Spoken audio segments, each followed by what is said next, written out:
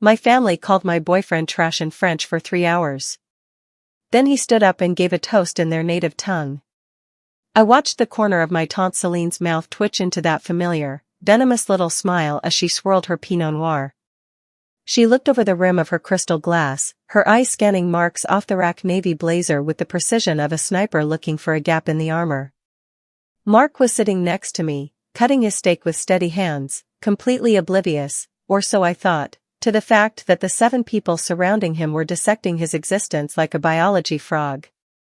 "Il ressemble à un ouvrier que est perdu," Celine murmured to my mother, her voice low and smooth like melted chocolate. "He looks like a laborer who got lost."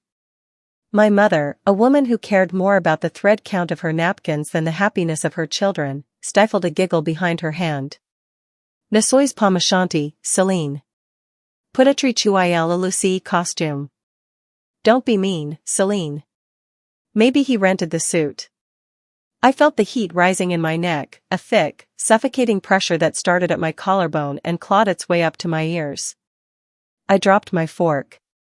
It clattered against the china, loud enough to make my grandmother, Grandmère Solange, look up from her soup with eyes like 2 pieces of flint.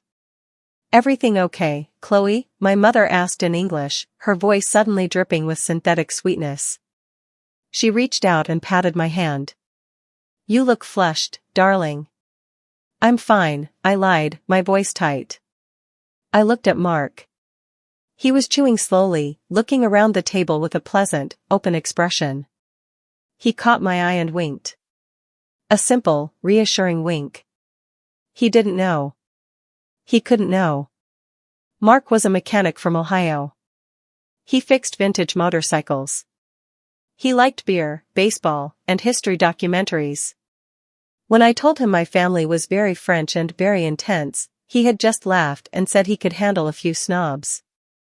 He didn't know that my family wasn't just French, they were Parisian elitists who had moved to the States 20 years ago but held on to their superiority complex like a family heirloom. They assumed that because Mark didn't have a PhD or a trust fund, he was basically a golden retriever in a button-down shirt. "The wine is excellent," Mark said, smiling at my father. "Thank you for having me, sir." My father, Pierre, looked at Mark as if he were a smudge on his glasses. "It is a Bordeaux," Pierre said stiffly. Then he turned to my cousin Julien and switched effortlessly back to French. "Quel gâchis. Donner du vin de garde à un palais de Coca-Cola." What a waste. Giving vintage wine to a Coca-Cola palate. Julien snorted into his napkin. I gripped my steak knife under the table until my knuckles turned white. "Dad," I said, my voice warning. "What?" Pierre switched back to English, blinking innocently. "I was just telling Julien about the vintage. It's from 2005. A good year."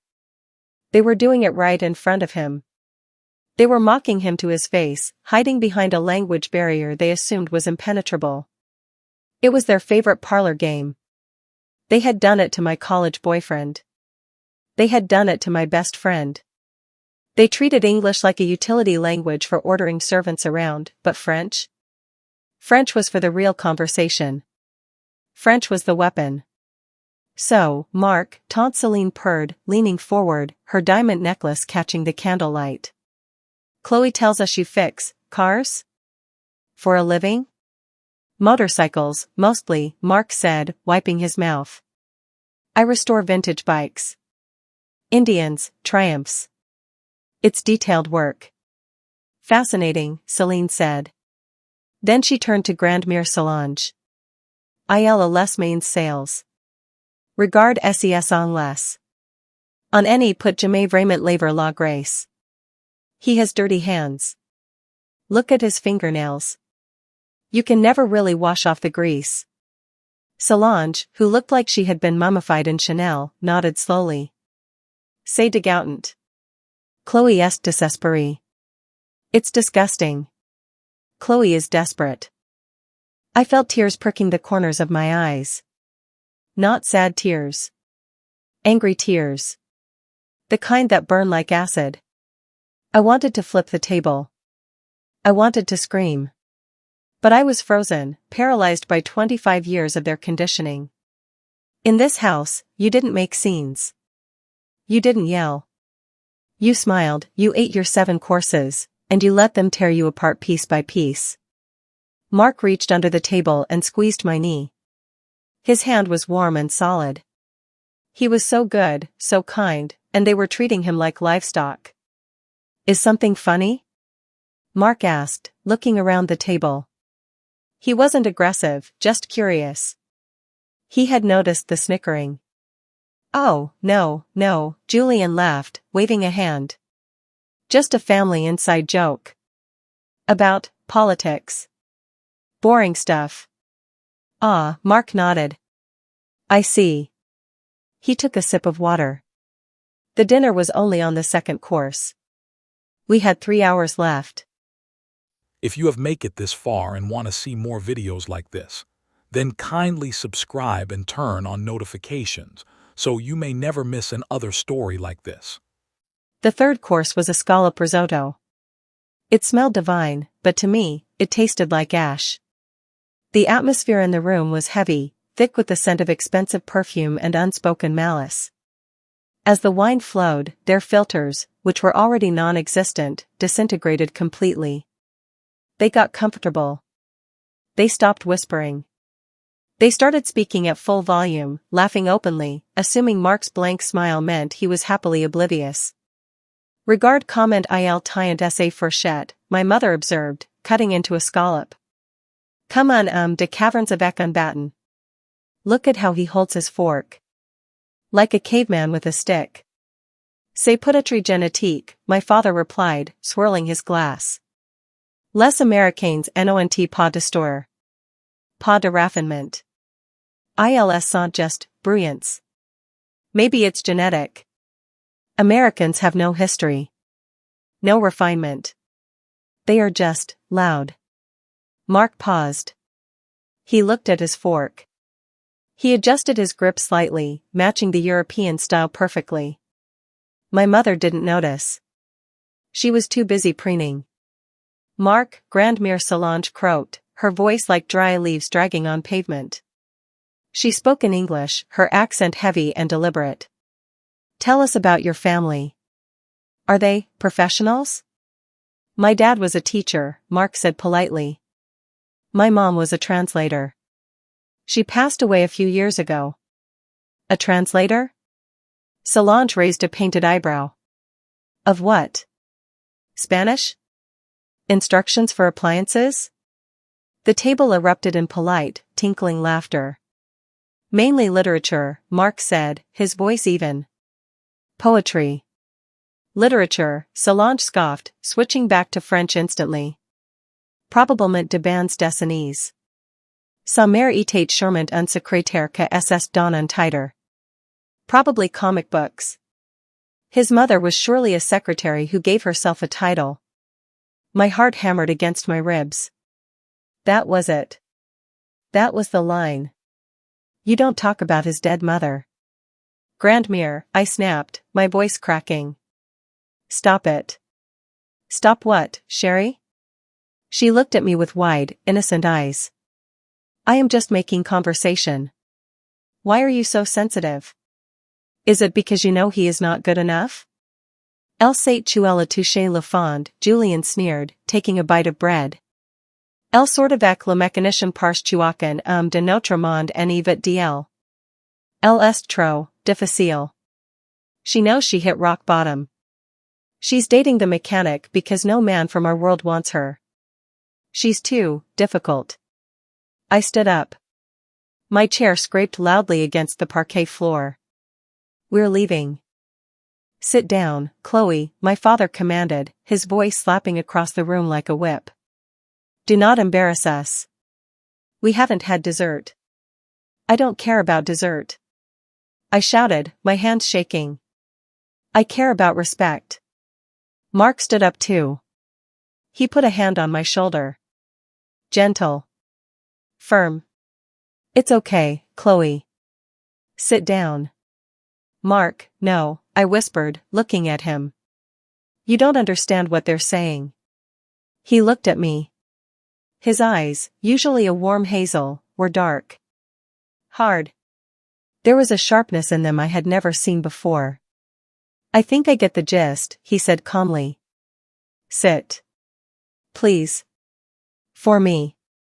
I hesitated. The air in the room was electric. My family looked at us with amusement, like we were actors in a bad soap opera they were watching for free. "Allez, acids toi," Tante Celine laughed. "Le spectacle n'est pas fini." "Come on, sit down. The show isn't over." I sat. Mark sat. He picked up his wine glass. He didn't drink. He just held it, staring at the deep red liquid. The main course was cleared. The cheese course arrived. The insults continued, a relentless tide of sewage wrapped in silk. They attacked his appearance, he has the face of a peasant. They attacked his intelligence, I bet he struggles to read the menu. They attacked our future, imagine their children. Half-breed idiots who will fix toilets for a living. I dissociated. I stared at the candle flame, imagining it catching the tablecloth, watching the fire consume the mahogany table, the silk curtains, the sneering faces. I was done with them. After tonight, I would change my number. I would move. I would never speak to these people again.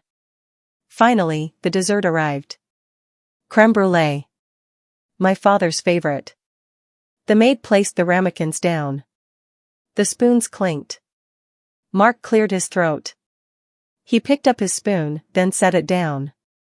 He reached for his wine glass again. He picked up his knife and tapped the glass. Ting. Ting. Ting. The sound cut through the chatter. "Excuse me," Mark said. "I'd like to propose a toast." My father sighed, rolling his eyes. "Make it quick," he muttered. "The sugar crust is best when it is warm." Mark stood up. He adjusted his blazer. He looked at Tante Celine. Then at Julian. Then at my parents. Finally, he rested his gaze on Grandmère Solange. He took a deep breath. "Je voudrais remercier cette famille pour son hospitalité," Mark began. The silence that followed was violent. It wasn't just quiet, it was the sound of oxygen being sucked out of the room. His accent wasn't good. It was perfect. It wasn't the guttural Parisian street French, it was the crisp, lyrical, slightly old-fashioned French of the Loire Valley. It was the French of scholars and poets. "Vous aimez montre ce soir exactement que vous eats," Mark continued, his voice projecting clearly without shouting. "You have shown me tonight exactly who you are." My mother's fork hovered halfway to her mouth. Her jaw was literally unhinged. Julian looked like he had been slapped with a wet fish. "Vous avez dit que j'ai l'air d'un ouvrier perdu," Mark said, locking eyes with Celine. "You said I look like a lost laborer." "It is true, I work with my hands.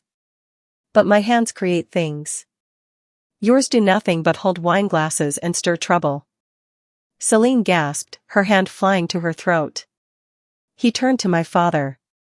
"Vous avez dit que j'ai un palais de Coca-Cola." You said I have a Coca-Cola palate. Perhaps. But at least I do not need to hide my insecurity behind a vintage label. I drink what I like. You drink what you think makes you look important. My father turned a shade of purple I had never seen in nature. He tried to speak, to sputter some indignation, but Mark talked right over him. "Et Julian," Mark smiled at my cousin. A shark smile. "Tu as dit que Chloé est avec moi parce qu'elle a touché le fond." You said Chloe is with me because she hit rock bottom. Mark walked around the table until he was standing behind my chair. He put his hands on my shoulders. I was trembling, but his grip was steadying me. "She is with me because I listened to her," Mark said, his voice dropping an octave, becoming dangerous. "She is with me because I respect her. And most importantly, she is with me because she knows that true class isn't about the language you speak or the wine you drink. It is about how you treat a guest in your home." He looked at Grandmère Solange. The old woman was gripping the edge of the table, her face gray. Et pour finir, madame, Mark said softly. Ma mère. La secrétaire dot. The room was so quiet I could hear the candle wick popping. My mother was a professor of comparative literature at the Sorbonne before she moved to America for love, Mark said. She taught me that language is a bridge, not a wall. She taught me that people who use words to belittle others are usually the smallest people in the room. He leaned in closer to the grandmother. Elle aussi après à reconnaître les ordres quand j'ai les voix. Etc. soir, cette table est couverte d'ordres en soie. She also taught me to recognize trash when I see it. And tonight, this table is covered in trash wrapped in silk. Grandmère Solange's eyes rolled back in her head. She let out a small, pathetic whimper and slumped sideways in her chair. Maman, my mother screamed, jumping up. Pandemonium broke out. My father was shouting. Julian was trying to fan his grandmother with a napkin. Celine was crying, mascara running down her face. Mark didn't flinch. He looked down at me. Are you ready to go? I looked at my family, this chaotic, hateful, shallow mess of people who had tormented me for my entire life. I looked at Mark, the man who had just nuked my generational trauma with a few sentences. Yes, I said. I'm ready. I stood up. I didn't check on my grandmother. I knew her. She did this every time she lost control of a situation. It was a performance. You are not leaving, my father roared, pointing a shaking finger at Mark. You imposter. You tricked us. I didn't trick you, Mark said, helping me with my coat. I just let you speak. You did the rest yourselves. Chloe, my mother wailed. If you walk out that door with him, do not come back. You are cutting yourself off from this family. I paused at the doorway. I turned back to look at the dining room one last time. The untouched creme brulee. The spilled wine. The ruin of their perfect evening. That's the best offer you've ever made me, Mom, I said. Au revoir. We walked out into the cold January night. The air felt crisp and clean, scrubbing the scent of the house off my skin. We got into Mark's truck, the one Julian had called a redneck chariot earlier in the evening. Mark started the engine. He didn't say anything for a long time. He just drove us away from the estate, down the winding driveway, and onto the main road. When we were finally on the highway, miles away from them, he exhaled. A long, shaky breath. I'm sorry, he said. I shouldn't have insulted your grandmother. That was, maybe too far. I started laughing. It started as a giggle, then turned into a cackle, and then into sobbing, and then back to laughter. I laughed until my ribs hurt. I laughed until I couldn't breathe. Too far? I managed to choke out. Mark, that was the most beautiful thing I have ever seen. You killed them.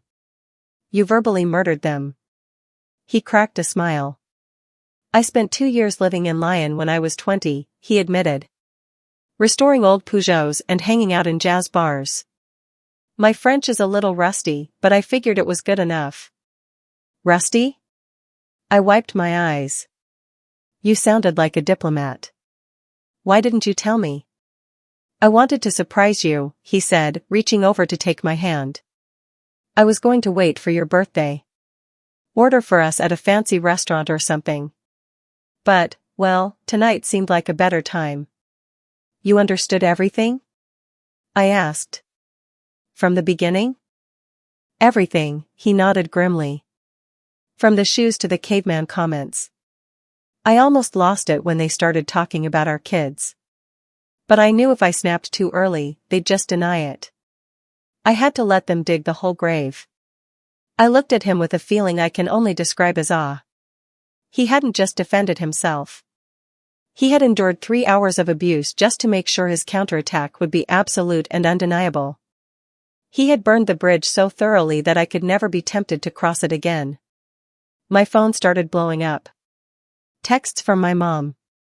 Threats from my dad. Guilt trips about grandma's blood pressure. Your phone is buzzing, Mark noted. I rolled down the window.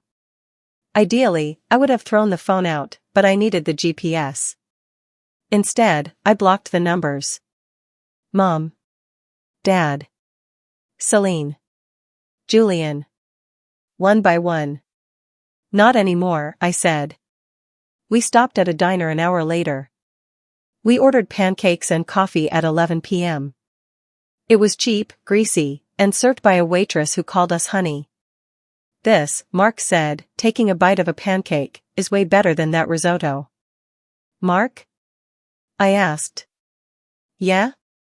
Je t'aime. He smiled, syrup on his lip. Je t'aime aussi, Chloe. It's been 3 days. I haven't spoken to them. Apparently, Grandma is recovering at her beach house, she's fine. My aunt is telling everyone I brought a spy into the home to destroy the family reputation. They still don't get it. They think Mark is the villain for understanding them, not realizing they are the villains for what they said. I'm currently looking for apartments in Mark's town, 3 hours away. I have a feeling the further I get from the French aristocracy, the happier I'm going to be. Am I the monster for letting my boyfriend give my elderly grandmother a heart attack, or did my family get exactly the roast they ordered? If you have made it this far and want to see more videos like this, then kindly subscribe and turn on notifications so you may never miss another story like this.